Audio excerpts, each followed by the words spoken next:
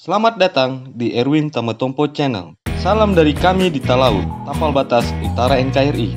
Cara membedakan pangkat anggota TNI hanya dengan melihat mobil dinasnya. Pangkat seorang anggota Tentara Nasional Indonesia biasa dilihat dari ciri tertentu. Selain seragam dinas dan lencana, pangkat anggota TNI juga bisa ketahuan dari mobil yang digunakan. Iya, mobil dinas anggota TNI ternyata berbeda dari setiap pangkatnya. Mari kita simak cara membedakan pangkat anggota TNI dari mobil dinas yang digunakannya.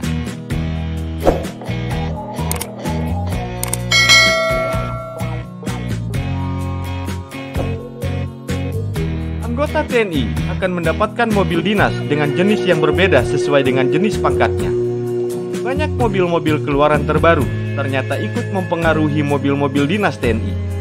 Pergantian mobil dinas anggota TNI dengan mobil baru, jika diamati, baru terjadi pada pejabat TNI mulai dari pangkat perwira menengah atau letnan kolonel sampai dengan kolonel dan perwira tinggi atau brigadir jenderal sampai jenderal bintang 4. Sedangkan untuk pejabat TNI, mulai dari pangkat kapten hingga mayor, ada juga yang bisa mendapatkan mobil dinas. Tetapi, mobil itu bekas dari para atasan seperti mobil Toyota Avanza atau Daihatsu Xenia. Jenis mobil dinas yang digunakan untuk anggota TNI yang berpangkat letkol bisa diidentifikasi dari jenis mobil yang digunakan. Biasanya berupa Toyota Rush, Daihatsu Sigra, Daihatsu Terios, dan Toyota Calya. Para pengguna Rush dan Terios umumnya komandan satuan tingkat batalion atau para staf dan rem yang berpangkat letkol.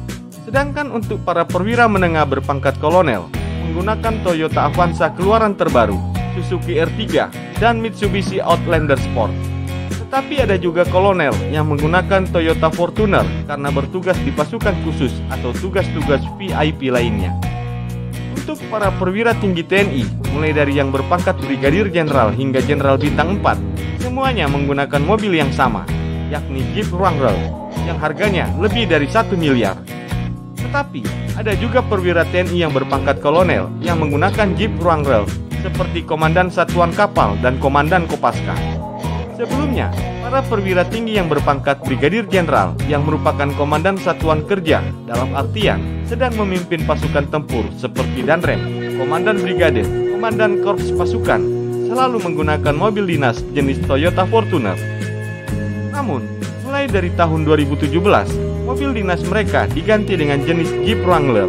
Meski begitu, ada juga mobil Jeep terbuka jenis Rubicon. Ini khusus digunakan untuk inspektur upacara para perwira tinggi dan jarang digunakan di lapangan. Untuk para jenderal bintang 1 yang bertugas di Kemenhan masih menggunakan sedan jenis Toyota Vios atau Corolla Altis. Yang pasti, mobil dinas yang plat nomornya berwarna hijau adalah milik TNI Angkatan Darat, warna abu-abu milik TNI Angkatan Laut, dan warna biru langit adalah milik TNI Angkatan Udara. Sementara itu, warna merah menjadi milik Kementerian Pertahanan atau Mabes TNI. Semua mobil dinas dari para pejabat TNI diberikan oleh negara, tetapi mobil itu akan digunakan secara bergiliran oleh para pejabat berikutnya.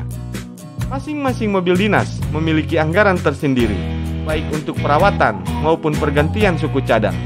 Tetapi yang jelas, mobil dinas yang selalu kinclong dan terawat ternyata juga bisa menunjang kenaikan pangkat pejabat bersangkutan.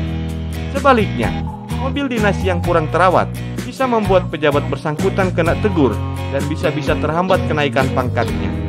Apalagi jika mobil dinas sampai disalahgunakan dan menimbulkan masalah hingga pejabat pemakai sampai tercoreng namanya.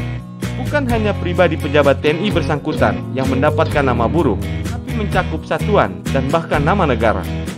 Ternyata, mobil dinas untuk para anggota TNI tidak diberikan sembarangan ya.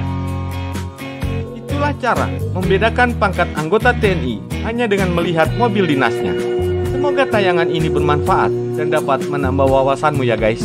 Sampai jumpa di tayangan kami selanjutnya.